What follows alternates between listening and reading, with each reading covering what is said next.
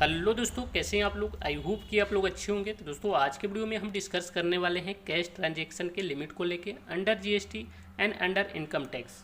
यानी अगर किसी तरह का कोई भी कन्फ्यूजन आप लोग के मन में है कि हमें कौन से ट्रांजैक्शन कैश में कितने मात्रा में यानी कितने लिमिट तक करना चाहिए, तो इस वीडियो को आप लास्ट तक जरूर देखें, आपकी सारी कन्फ्यूजन क्लियर हो जाएगा। हाँ, अभी तक चैनल को सब्सक्राइब नहीं किया है या चैनल पे नए हैं तो प्लीज़ सब्सक्राइब द चैनल और बेल आइकन को दबाना बिल्कुल मत भूलिएगा, ताकि जो भी नए वीडियो आप लोग के लिए लेके आऊँ उसका नोटिफिकेशन आप लोग को मिलता रहे। तो दोस्तों सबसे पहले मैं आपको बता दूँ, जो पहला आपके लिमिट है वो है advance loan and included token money को लेके। अगर मान लीजिए आप किसी से एडवांस लेते हैं या लोन लेते हैं या टोकन मनी लेते हैं, तो उसकी जो अमाउंट लिमिट है कैश में वो मैक्सिमम 20,000 होना चाहिए। यानी किसी से आप कैश में एडवांस लेते हैं या कैश में लोन लेते हैं या कैश में टोकन मनी लेते हैं, तो उसका जो अमाउंट होना चाहिए वो 20,000 होना चाहिए। 20,000 से ज़्यादा नहीं होना चाहिए। अगर 20,000 से ज़्यादा होता है तो उस केस में आपको बैंक का उपयोग करना चाहिए। ऑनलाइन एनईएफटी, आरटीजीएस जो भी है चेक है उससे आपको करना चाहिए। यानी आप किसी से एडवांस लेते हैं, लोन लेते हैं या टोकन मनी लेते हैं, तो उस चीज़ को अगर आप बैलेंस शीट में दिखाते हैं तो उसको कैश में केवल 20,000 तक ही आप दिखा सकते हैं, यानी 20,000 तक ही ले सकते हैं। तो ये तो हो गया पहला। लेकिन इस लिमिट से बाहर ऑल बैंक और एग्रीकल्चर जो इनकम होते हैं इनको बाहर रखा गया है, क्योंकि बैंक की जो लिमिट है वो अलग है, वो आगे मैं आपको वीडियो में बताऊँगा। ठीक है। उसके बाद एग्रीकल्चर इनकम है। ये एग्रीकल्चर इनकम सारा जो काम होता है वो एग्रीकल्चर का वो कैश में ही होता है, इसलिए ऑल बैंक और एग्रीकल्चर इनकम को इस लिमिट से बाहर रखा गया है। तो सिंपल भाषा में कहा जाए तो आपको 20,000 से ज़्यादा ना तो लेना है ना तो देना है। ठीक है, ये लिमिट हो गया। कैश में आपको 20,000 से ज़्यादा ना तो लेना है ना तो देना है। ठीक है। अब जो अगला जो है, अगला अगर लिमिट की बात की जाए तो अगला जो कैश लिमिट की बात की जाए वो डोनेशन को पे है। अगर मान लीजिए किसी तरह का आप कोई डोनेशन करते हैं और उस डोनेशन के एक्सपेंस को आप अपने बैलेंस और प्रॉफिट लॉस अकाउंट में दिखाते हैं, तो उस केस में आपकी जो कैश में अगर करते हैं तो वो 2,000 तक के होना चाहिए। यानी अगर आप कैश में डोनेशन करते हैं तो 2,000 तक ही करना है आपको। और अगर 2,000 से ज़्यादा का अगर डोनेशन करते हैं तो उस केस में आपको ऑनलाइन पेमेंट करना पड़ेगा। ठीक है। नहीं तो अगर आप कैश में 2,000 से ज़्यादा का डोनेशन करते हैं तो उस एक्सपेंस को डिसअलाउड कर दिया जाएगा, उसको अलाउड नहीं किया जाएगा। ठीक है। अब अगला जो कैश लिमिट की बात की जाए तो अगला जो है वो हेल्थ इंश्योरेंस को लेके है। अगर मान लीजिए किसी तरह का कोई आपकी हेल्थ इंश्योरेंस है, कितना है, किसी तरह का कोई हेल्थ इंश्योरेंस है जिसकी आप प्रीमियम जमा करते हैं, तो उस केस में आपको जो प्रीमियम है वो आपको ऑनलाइन ही करना है। बाकी में तो आपको लिमिट में रखा है, यहाँ पे आपको बिल्कुल अलाउ नहीं किया जाता है कि आप कैश में 1 रुपये का भी आप प्रीमियम को हेल्थ इंश्योरेंस की प्रीमियम को जमा करें। तो आपको ध्यान देना है, आप जितने भी आपकी हेल्थ इंश्योरेंस प्रीमियम होगा उसको आपको ऑनलाइन ही पेमेंट करना है, कैश में नहीं करना है। लेकिन यहाँ पे एक चीज़ बात है कि अगर मान लीजिए किसी तरह का कोई आपकी हेल्थ चेकअप वगैरह है तो उस केस में हेल्थ चेकअप एक्सपेंस 5,000 तक के आप दिखा सकते हैं अपने किसमें, प्रॉफिट लॉस अकाउंट में। ठीक है। अगला जो कैश लिमिट की बात की जाए तो ये काफ़ी इंपॉर्टेंट है, क्योंकि जो भी अकाउंटेंट भाई लोग हैं, जो भी अकाउंट के जॉब करते हैं या जिस लाइन में जो भी हैं, उनके सबके मन में दिमाग में ये बात आता है कि कैश सेल्स, यानी जो कैश सेल्स है वो कितने अमाउंट तक के हम कर सकते हैं। ठीक है। तो यहाँ पे कैश सेल्स की बात की जाए तो अगर अंडर जीएसटी की तरफ देखा जाए तो अंडर जीएसटी में आपकी कैश सेल्स की लिमिट को कोई लिमिट नहीं रखा गया, यानी आप कैश सेल्स चाहे कितना भी कर सकते हैं। लेकिन ये हम इनकम टैक्स की बात की जाए अंडर इनकम टैक्स में, तो आपको यहाँ पे लिमिट आपको 2 लाख तक रखा गया है। यानी आप अगर 2 लाख रुपए किसी एक पर्सन से, ठीक है, एक दिन में 2 लाख से ज़्यादा का आप क्या कैश रिसिप्ट नहीं कर सकते हैं। ठीक है। दूसरी बात, अगर मान लीजिए कोई भी ऐसे सिंगल ट्रांजेक्शन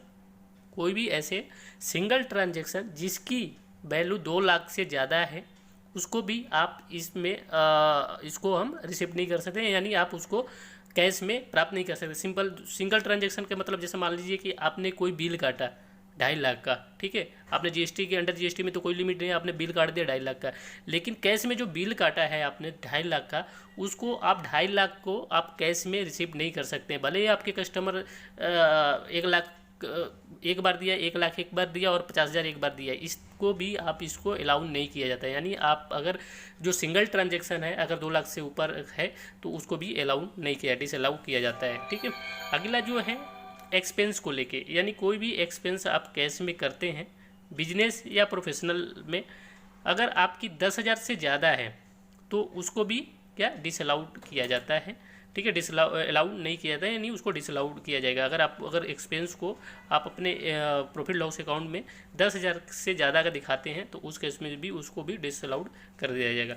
जो छठा है कि रिस्पेक्टिव फिक्स एसेट, अगर मान लीजिए कोई भी ऐसे फिक्स एसेट आपने 10,000 से ज़्यादा का कैश में परचेज किया है, इसमें कैश में परचेज किया है, तो उसका जो उस पर जो डिप्रिसिएशन आप हर साल अपने बैलेंस प्रॉफिट लॉस अकाउंट पे दिखाते हैं, डिप्रिसिएशन के रूप में एक्सपेंसेस, डिप्रिसिएशन के एक्सपेंसेस दिखाते हैं अपने प्रॉफिट लॉस अकाउंट में, उसका भी बेनिफिट आपको नहीं मिलेगा। अगर मान लीजिए आप कोई भी फिक्स एसेट कैश में परचेज करते हैं जिसकी कीमत 10,000 से ऊपर है तो उस पर आपको डिप्रिसिएशन अवेलेबल नहीं रहेगा। यानी अगर 10,000 से ऊपर का कोई फिक्स एसेट है तो उसको आपको ऑनलाइन पेमेंट या पक्के में करना होगा, कैश में नहीं कर सकते हैं। तो ये लिमिट भी आपको ध्यान रखना है।